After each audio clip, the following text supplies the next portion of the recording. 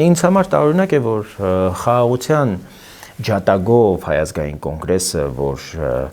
ընդհանրապես մինչև 18 թվականը բոլոր ընտրական գործընթացներում հանդես է եկել որպես միակ խաղաղության ձգտող քաղաքական ուժ եւ ըստ էության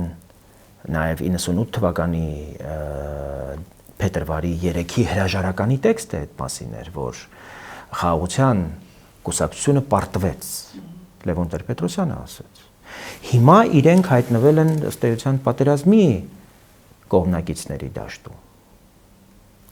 Նրանք, ովքեր ընդհանրապես հաշտ չեն խաղաղության այն պատկերացումների հետ, որոնք որ ձևավորվել են եւ փաստաթղթի տեսք են ստացել Վաշինգտոնում, եւ իմ պատկերացմամբ ընդհանրապես հայազգային կոնգրեսին պետք է հարց ուղղել, թե